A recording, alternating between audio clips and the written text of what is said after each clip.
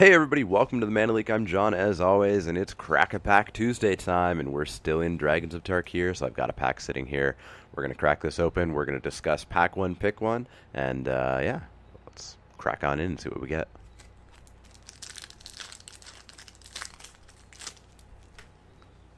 Well, first up we've got ourselves a Shambling Goblin, a 1/1 for 1 that when it dies gives a creature -1/-1. Kind of okay. He doesn't usually get his guy. He, at best, usually gets a guy post-combat if you exploit something and kill this guy. The one good thing about him is he does kind of act as a 2/2. If you attack in with this guy, he's going to be doing technically 2 damage if he blocks and is killed. He's totally includable. He's just not first pickable. Next up, we have Dragon Fodder, a spell that certainly wishes it was Raise the Alarm, but it's not. 1 and a red for a sorcery, and that's the big thing. To put 2 1/1 red goblin tokens onto the battlefield. It's just too slow. It's not what red wants to be doing in this format. I don't ever really pick this card, and I don't ever really play it. They're good cannon fodder, or dragon fodder, as it were. Much better exploit fodder, but just not really at home in this format, unfortunately. Probably included because it had the word dragon in it. It is a reprint. Next up, we have Glaring Aegis. This is a single white for an aura. You throw it on a creature, and when it enters the battlefield, you get to tap a creature. Just for the turn, it doesn't stay frozen or anything. And the creature that you enchant gets +1/+3. A fine card. It was talked up a lot when it was first spoiled. I don't think it's really had the impact that people thought it would. I've never really seen it played to any great effect. It's just not that great for me. Definitely not first pickable. Next up, we've got Tread Upon, a totally okay green combat trick, the kind of thing that you expect to come out of green. Getting Trample is always nice. +2/+2 is totally fine. Obviously not first pickable, but this goes in basically any green deck where I'm open for a combat trick. If I happen to be, just overflowing in high-quality cards, I might not include this, but that's a pretty rare draft where you get that to happen.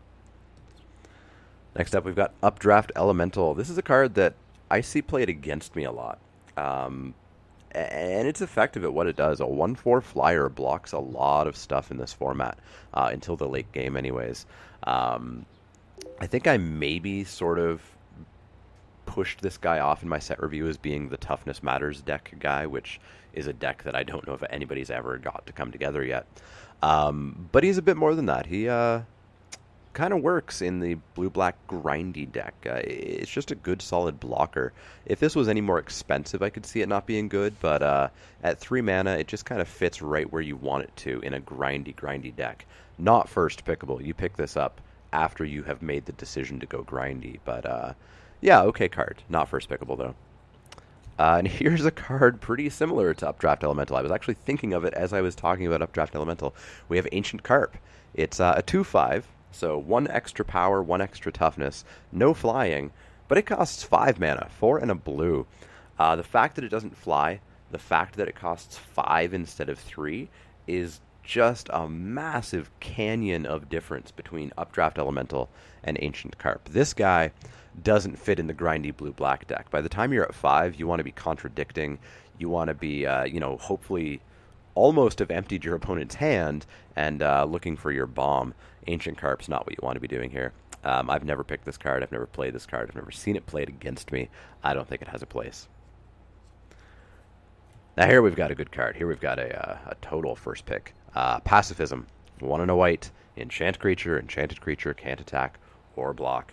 I've talked about this to death about how yes, it's not as amazing as it once was because of exploit and formidable and stuff like that, but it's still an awesome card.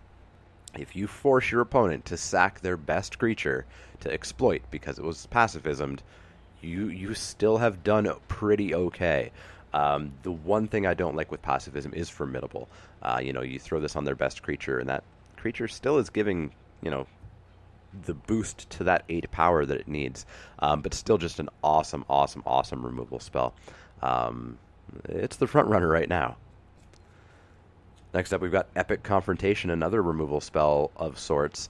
1 and a green for a sorcery. Target creature you control gets +1/+2. Fights target creature you don't control. Yeah, this is exactly what green wants. Green loves Hunt the Weak. Green loved Savage Punch. And green loves Epic Confrontation. It's not first pickable like Pacifism is, because it does require you to have creatures down. It requires all of those things that Fight requires.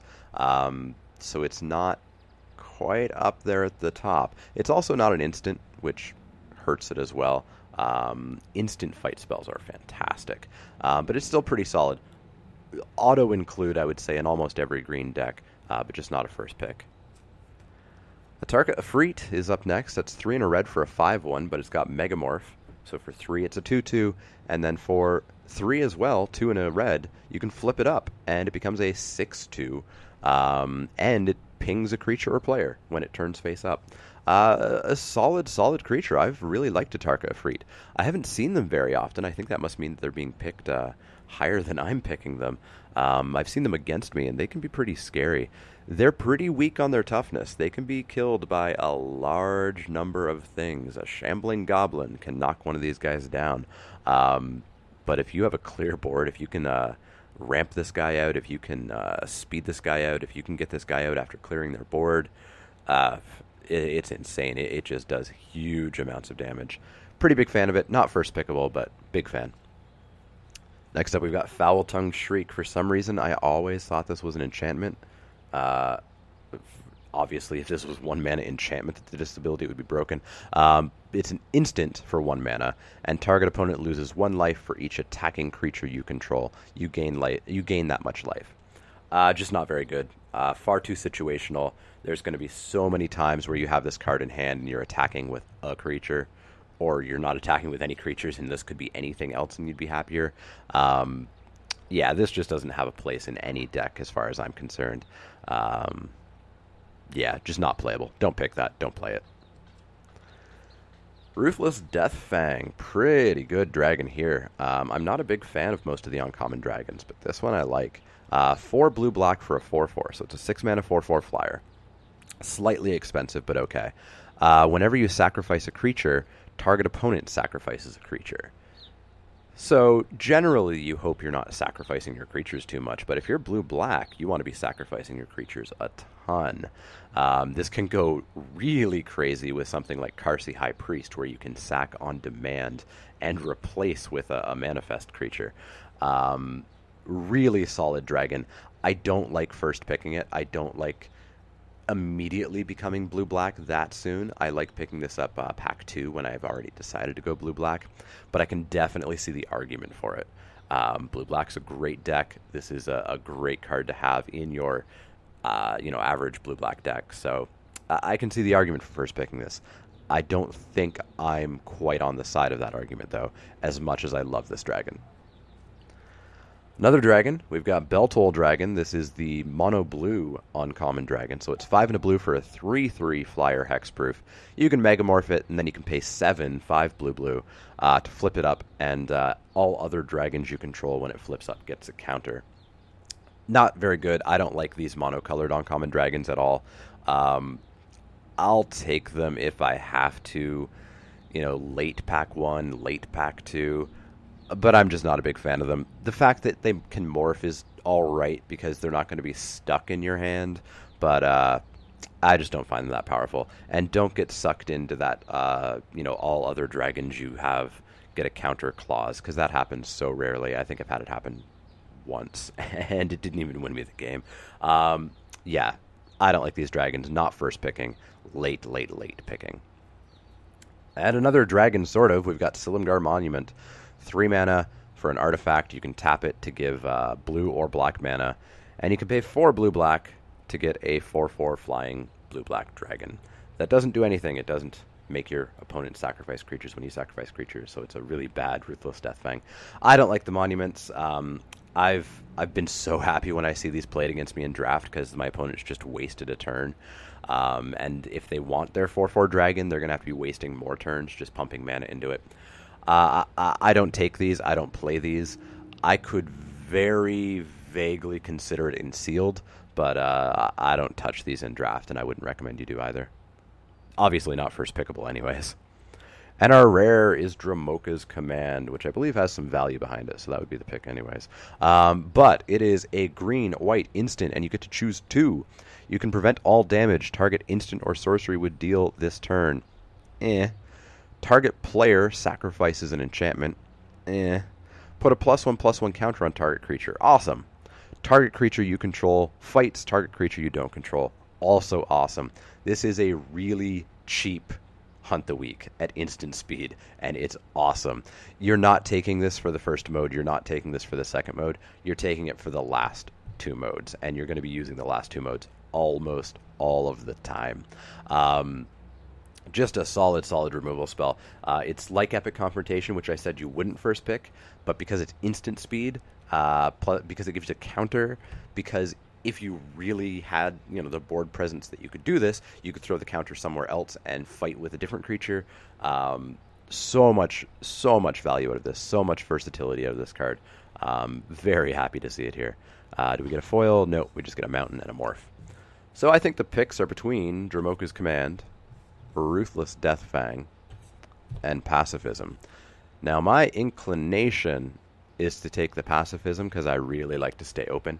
I really like to stay monocolored until something really sways me into a second color. I don't like to go 2 colors right from the start. That being said, Dromoka's Command is pretty darn good. If you think about signals, and I don't spend too much time thinking about signals, you need to think much more about what you're getting than what you're sending. But if you think about signals, if you do take Dromoka's Command, you're passing Pacifism and putting your person on your right into white. If you take Pacifism, you're passing Dromoka's Command and possibly putting your person to your right in white as well, which makes maybe Ruthless Deathfang the pick. I'm not entirely sure of this pick, actually, and I absolutely want to hear your input on what you would take here. I think Dromoka's Command has the value, so at F&M you're going to take that anyways. At a Pro Tour or a Day 2, second draft of the day where it's do or die, this is a tough pick. Very tough pick. I think ultimately, if I really wanted to win and try to do the best, I think I'd actually take the Ruthless Deathfang. Blue-black is a known awesome deck, and this is a cornerstone of that known awesome deck. Green-white, not really an awesome color combination in Dragons of Tarkir, so Dromoka's Command, well, an awesome card, and probably the pick at your F&M.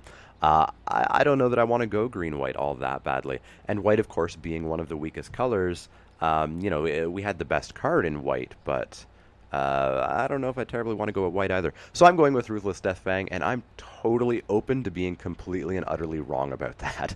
Let me know in the comments below what you would have taken, the Deathfang, the Pacifism, the Command, or something else, although I don't think so. Otherwise, this was a pretty weak pack. But definitely let me know in the comments below. As always, if you have any questions, comments, suggestions, you can find me on Twitter at TheManaLeek. That's L-E-E-K, like the vegetable, not the card. You can also find me on Facebook at facebook.com/TheManaLeek.